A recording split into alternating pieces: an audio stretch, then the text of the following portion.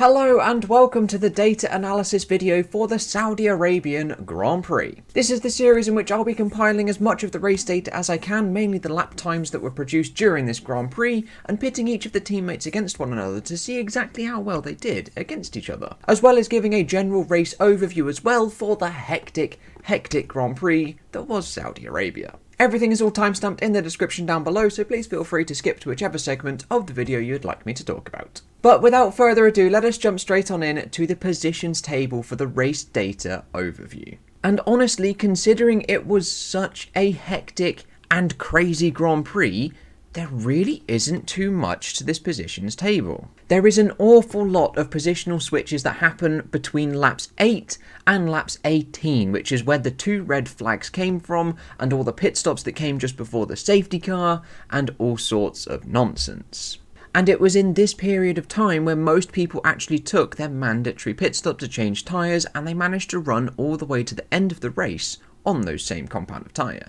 But now taking a look at the overall lap time chart for this Grand Prix, we can see it looks incredibly hectic with the ridiculous amount of virtual safety cars that we had, plus the two red flag periods, which are the massive two vertical spikes at lap 9 and laps 18, where we didn't really get much racing done between those 2 laps, or 10 laps overall. So zooming in on the section of racing that we are most interested in, we can see in that first stint before Mick Schumacher's shunt, there are 3 individual bands of racing. Now, if you are a regular of this data analysis series, you'll know what I mean by these individual bands of racing. Usually in the first stint, it splits into nice 3 distinct bands. We have the top front runners of cars who are just leaps and bounds quicker than the rest of the field. We then have a sort of midfield pack, and then we have the rest of the field. Very occasionally, the midfield will split into 2, and we'll have 4 distinct bands of racing. That hasn't happened too often this year. And then in extremely rare cases, in that first opening stint, we will actually have 5 overall bands of racing. That has only happened once, can't quite remember which circuit. But heading back to the overall lap chart, we can see that the top 3, this is Max Verstappen, Lewis Hamilton and Valtteri Bottas, are massively quicker than both Charles Leclerc and Sergio Perez just above by about half a second per lap, who themselves are almost a second per lap quicker than the rest of the field. However, in the middle portion of the race, between all of the virtual safety cars, we can see again there are 3 bands of racing. However, it is Verstappen and Hamilton who just elevate themselves to a new level, and they are well over a second per lap quicker than everybody else who is in that middle band of racing. Where in that middle band of racing, it is Esteban Ocon, Daniel Ricciardo and also Valtteri Bottas, with everybody else behind them. And we can see this trend basically continues in between all of the virtual safety cars, where until right at the very end of the race, it's sort of a spaghetti pile of mess that is really difficult to untangle, which does happen very often with these lap time charts. There are nice distinct bands through the first 2/3 of the race, and then at the very end it just sort of peters out into nothing and everybody is pretty much equal. But now taking a look at the gap to the race leader graph overall, we can see how monumentally quick Verstappen and Hamilton were, the blue and the grey lines all the way at the bottom, pulling away at a significant rate of knots and in a league of their own to the rest of the field. From lap 18, even with all the virtual safety car madness, to lap 50, they were able to pull a 25-second gap to P3. Now what we can do with all of these lap times is we can identify the driver's clean air laps, and in order to do this I've run all of the lap times through a small little algorithm which identifies the lap times where you are outside of 3 seconds of the car in front, mainly due to the massive slipstream effect that you can get down the back straight with DRS. So if you are outside of 3 seconds of the car in front, that is determined as a clean air lap. Of those remaining laps, they will be truncated, a 30% reduction from the slowest portion will be removed, as well as the fastest too. Then from what we are left with that pile, all of those get averaged, and just before I show you the table, all of the virtual safety car and red flag madness has played a little bit of an issue with this graph, and it's actually put Valtteri Bottas and Carlos Sainz at the top for clean air lap pace, with 5 clean air laps for Valtteri and 11 for Sainz, with Hamilton being 8 tenths back from that, just a little bit quicker than Lando Norris and also Max Verstappen. So we have the average lap here in this column, followed by the gap in terms of seconds, and then the gap in terms of a percentage, which is used to compare all of the races that have happened this season. We then have the number of clean air laps that each driver had during this race, then as a percentage of the total race distance, and their standard deviation across these clean air laps. And as we can see all the way at the bottom, drivers like Perez, Schumacher and Russell didn't actually achieve any clean air laps during their short stints in this Grand Prix. But what we can do now is we can take that middle percentage gap column and we can average it across all of the races that have happened so far this season, excluding a couple of the rainy races like Imola and Hungary. Then after averaging all of those for the drivers, the driver with the lowest value, that value gets subtracted from everybody else, so we end up with the benchmark set at 0 and everybody else a reduction of his value.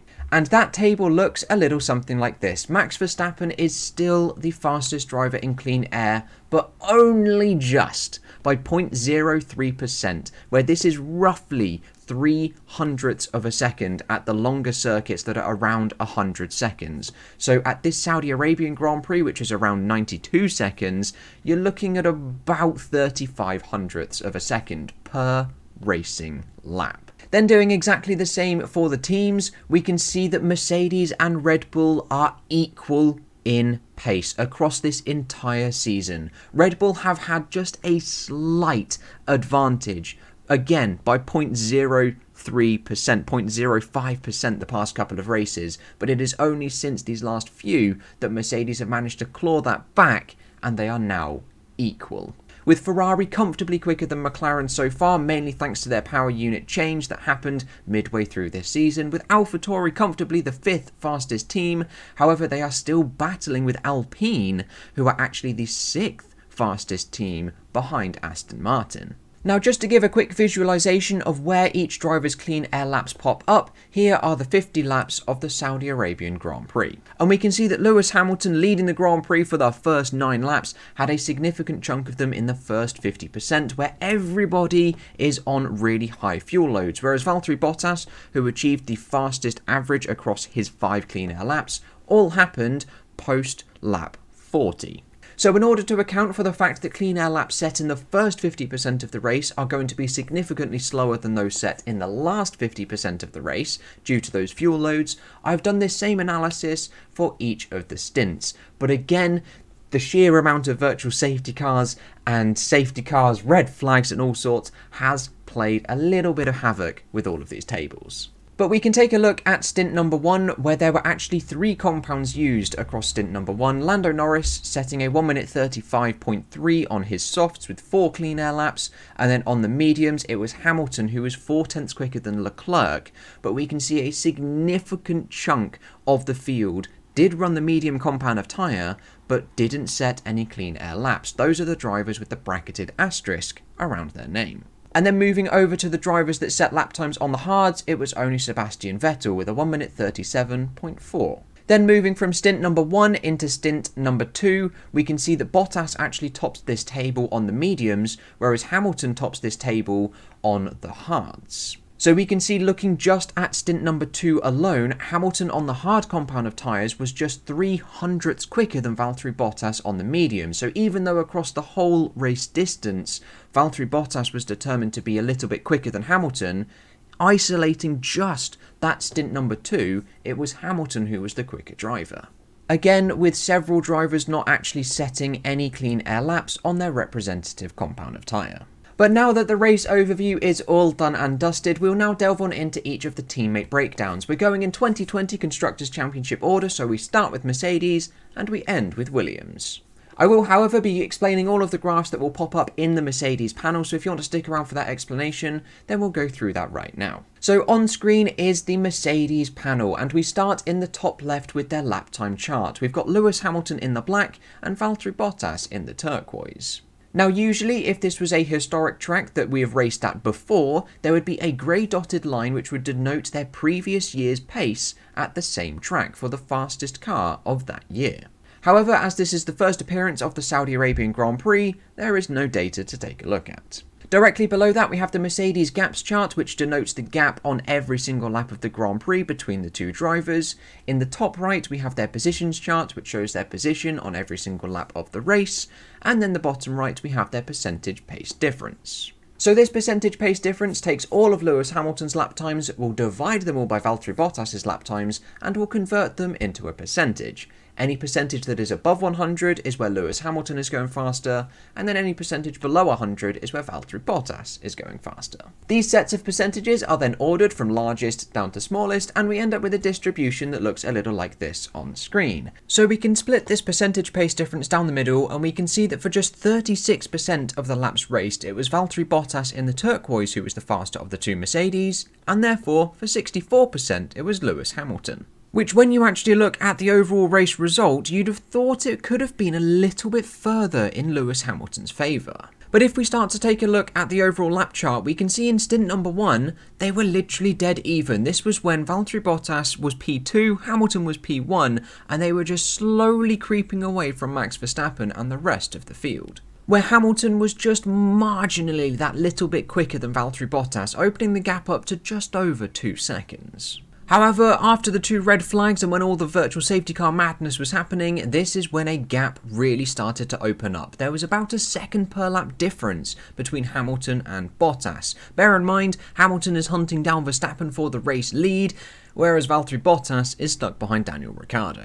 Then again, we have a large portion of safety car and VSC madness in the middle, which just the gap goes all sorts of weird in the middle portion of the race, but in that final little stint of the Grand Prix, they're pretty much back to normal. Again, Hamilton is just that little bit quicker, raising the gap from around 25 seconds to 30 by the checkered flag. Which means taking a look at Mercedes' pace overall, again, there is no time to compare to 2020, so we can't look at that. Across the entire race distance, Valtteri Bottas was 0.8 a lap quicker than Lewis Hamilton, but we have gone over the reasons why across that whole race distance. Whereas if we look at stint number 1, this is where Bottas didn't set any clean air laps, whereas Hamilton did a 133.7, and on stint number 2, where they were again both on the same compound of tyre, it was Hamilton who was the quicker car. So you can almost be certain that if Bottas had actually set some clean air laps in stint number 1, he'd have been just that little bit slower than Lewis Hamilton. But moving from Mercedes, we'll now take a look at Red Bull. And unfortunately, due to the early retirement of Sergio Perez, there really isn't anything to look at. We can't do anything with their percentage pace difference, as just for the 13 laps or 14 laps that they were running, it was Max Verstappen who set the quicker lap times. And looking at stint number 1, again where Verstappen is chasing down the 2 Mercedes out front, it is Sergio Perez who is around 0.6 a lap down on Verstappen every single lap because he is stuck behind the Ferrari of Charles Leclerc. But unfortunately for Red Bull, this is all the analysis that we can do on their panel. So we can take a look at Verstappen's clean air lap pace, as Perez never actually set any, nor did Verstappen in stint number 1, and stint number 2, he set a 133 flat. So from Red Bull, we will now take a look at McLaren, and we can split their percentage pace difference down the middle, and we can see that for 46%, it was Daniel Ricciardo in the blue who was the faster of the 2, and therefore for 54%, it was Lando Norris. So even though Lando Norris had an absolutely doozy Grand Prix only because of the late red flag call with that safety car, he was actually the quicker McLaren driver. Which personally, I fully agree with Lando Norris's comments regarding the red flag rule. I'm fully aware it's been in existence of Formula 1 for many, many years, and it does essentially, in swings and roundabouts ways, benefit everybody equally. But as he puts it down to, it just turns the race into a luck race. You luck into the positions, which yes, you need an element of luck for Grand Prix, but it just takes away all of the people's hard work that Lando Norris has done. So his comment regarding the fact that you can change tyres during the red flag period, that is a-okay, but it shouldn't count as your mandatory pit stop and your mandatory tyre change. You still should have to serve that mandatory tyre change. So you can allow the repairs to cars, exactly like Hamilton did in Silverstone and also in Imola as well. But if you do change the tyres, that doesn't count as your pit stop, so you still have to make that first mandatory pit stop.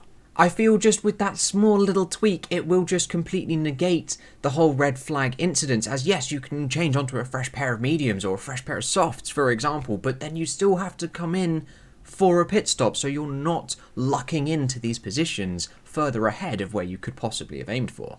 But heading back to McLaren's overall panel, we can see that in the stint number 1, they were literally dead even once again. There was a little bit of a positional difference where Lando Norris is running P6 and Daniel Ricciardo is running P9, but they are essentially in the same train. However, it is that safety car period and red flag period 3 laps later in which Lando Norris massively loses out.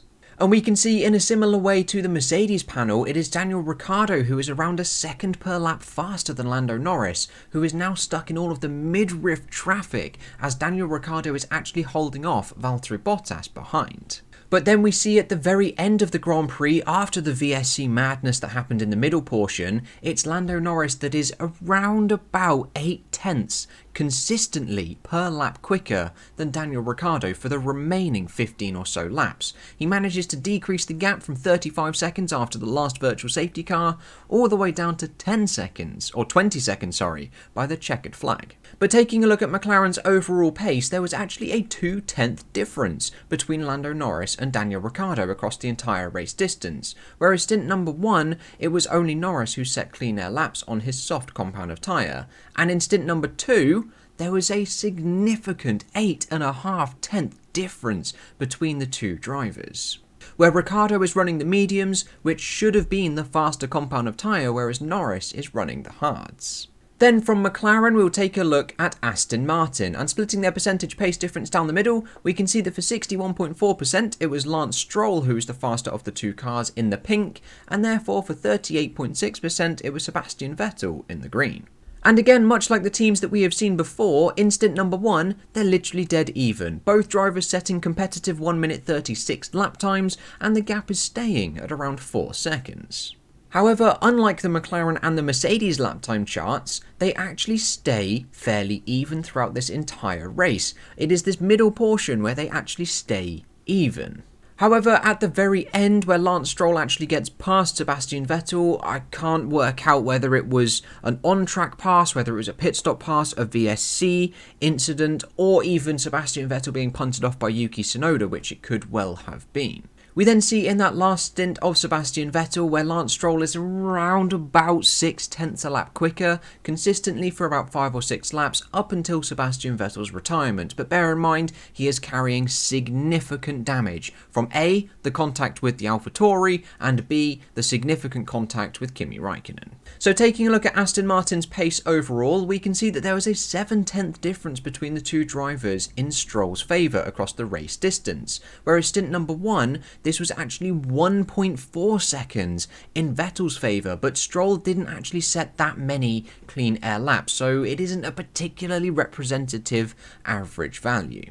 Whereas in stint number 2, it was Stroll who took a 9/10 lead over Sebastian Vettel, both on the medium compound of tyres, and again they both set sort of consistent levels of clean air laps. However, Vettel was carrying that significant damage. Then from Aston Martin, we'll take a look at Alpine, and splitting their percentage pace difference down the middle, we can see that for 75.5% of the race, it was Esteban Ocon in the white who was the faster of the two cars, and therefore for 24.5, it was Fernando Alonso in the blue.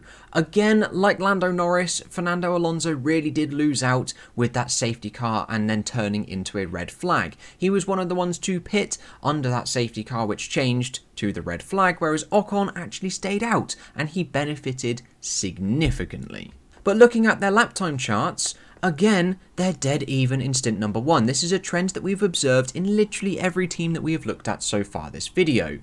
And in stint number 2, again with all of the safety car and VSC madness, there's a small little difference in Ocon's favour, but that's probably because Alonso is having to battle a lot more than Esteban Ocon is, who is actually consistently running in P3. Where Ocon was never really attacked by Daniel Ricciardo, he was just sort of trying to build up a buffer to stop Valtteri Bottas from getting past. where it's not until we get to the final stint where Ocon actually does open up a significant gap. There is almost a second, if not over a second per lap gap between the two drivers. Again, Alonso's tyres are dropping off, and this is where Ocon was setting purple first sectors through the full driver commitment of this circuit. And this was in order to try and keep his P3 slot, which he lost dead on the line by just a tenth of a second. But taking a look at Alpine's overall pace, we can see that there was a 6/10 difference between the two drivers in Ocon's favour, mainly benefiting Ocon having those clean air laps in that final stint where he was putting in those purple sectors. Whereas we can see in stint number 1, neither driver set any clean air laps, and in stint number 2, there was a 7/10, almost 8/10 difference between them. Again, both on the hards, as Ocon is pumping in those fast sector times to try and keep his podium place. Then from Alpine, we'll take a look at Ferrari. Splitting their percentage pace difference down the middle, we can see that for 34%, it was Carlos Sainz in the black who was the faster of the two, and therefore for 66%, it was Charles Leclerc in the red. Now conversely to pretty much every single team that we've looked at so far, there is actually a significant 1 second per lap gap between the two drivers in the first stint. This is again where Leclerc is comfortably running in P4, trying to catch up to the top 3 whilst fending off from Sergio Perez, whereas Carlos Sainz is the one that's actually having to battle through the field whilst making overtakes. Then Leclerc is another one of the drivers to lose out significantly in the red flag period, as his gap of 20 seconds whittles all the way down to pretty much nothing, where they are dead even through the whole craziness of the VSCs, where an overtake does actually happen on track around lap 23. Then at the last virtual safety car period, both drivers are dead even once again, setting low 1 minute 32s, right up until the point where Carlos Sainz has to relinquish the position to Charles Leclerc. So looking at the Ferrari's pace overall, across the entire race distance, it was 1.7 seconds the difference in Sainz's favour. So even though they were extremely close this entire race, they didn't actually set equal clean air laps, as they were so close battling on track. None of them were outside of 3 seconds of the car in front. And in stint number 1, Sainz wasn't able to set any clean air laps, and neither was Leclerc in stint number 2. And this is where the significant difference across the race distance actually occurs, as Leclerc's time is taken from stint 1 and Sainz is taken from stint 2. But from Ferrari, we will now take a look at Alfa Tauri, and splitting their percentage pace difference down the middle, we can see that for 30.4% of the race, it was Yuki Tsunoda in the white who was the faster of the pair, and therefore for 69.6%, that should say, it was Pierre Gasly. And in stint number 1, both drivers were very, very even once again, much like everybody else has been this race distance. And in stint number 1, both drivers were fairly even. Gasly had a small advantage over the slightly inconsistent Yuki Tsunoda. But it wasn't until that middle portion of the race with all of the VSCs and Yuki Tsunoda having his incident with Sebastian Vettel where he lost a mammoth chunk of time. He was around 5 seconds behind Pierre Gasly, and then suddenly that drops to 80 seconds, and then it drops to 100 seconds after his pit stop to change his front wing. Where after all of that madness and after the final VSC period, they're dead even once again, so you could bet your bottom dollar that Tsunoda would have been well inside the points had he not come together with Sebastian Vettel. But taking a look at AlphaTauri's overall pace, the two drivers were separated by just 2.5 tenths across the race distance, where stint number 1, neither driver set any clean air laps, and stint number 2, it was Gasly who only set them on the hard compound of tyre. So then from AlphaTauri, we'll take a look at Alfa Romeo, and we can split their percentage pace difference down the middle, and we can see that for 73.5%, it was Giovinazzi in the white who was the faster of the two cars, and therefore for 26.5%, it was Kimi Räikkönen in the red. And this is one of the most significant differences in teammates that we've seen in this Jeddah circuit. Although it is extremely against the trend that we have seen for the Alfa Romeo pairs, they have been exceptionally close this whole season. Which we can actually see that in stint number 1, where they are both competitively setting 1 minute 36s. But the gap slightly starts to open up in Giovinazzi's favour through this VSC period at the very end, but then Räikkönen gets involved with the shunt with Sebastian Vettel, has to come into their pits for some repairs as the gap spikes to 80 seconds in a very similar manner to the AlphaTauris before. And unfortunately his car was never the same, as he was extremely inconsistent. Whereas Giovinazzi is setting 1 minute 33s, or low 1 minute 33s, Raikkonen is sort of all over the place. Sometimes he's in the 1 minute 32s, sometimes he's in the 1 minute 35s, and then on one occasion he was in the 1 minute 37s. So taking a look at Alfa Romeo's overall pace, there was a 2.5 difference between Giovinazzi and Raikkonen. Where in stint number 1, Raikkonen never set any clean air laps, and stint number 2, Raikkonen also never set any clean air laps. Then penultimately we can take a look at Haas, and unfortunately much like Red Bull there is pretty much nothing to take a look at for the Haas pair, as both of them retired extremely early on. Mick Schumacher pushing just that little bit too hard to try and catch up to George Russell, and then Mazepin just involved in the shunt that was caused by Leclerc and Perez. So from Haas, we will finally take a look at Williams, and again, there's no real point in taking a look at their percentage pace difference, as there is just 14 laps that we can take a look at, as Russell was again involved in that Perez-Leclerc incident. But it is interesting to see that in stint number 1, it was Russell who was just that little bit quicker by around 2 to 3 tenths per lap. So who knows what could have been. Maybe not points, because Latifi was only close to the points due to the number of retirements, but you never know. And there we go, there is the data analysis for the Saudi Arabian Grand Prix all done and dusted. Please let me know of anything you found interesting in the comments below. If you have any queries regarding the data, then please do let me know as well. But that is all I've got for you today, guys. I hope you have enjoyed, and I will catch you in the next episode with whatever and whenever I decide to make it. I'll see you guys then.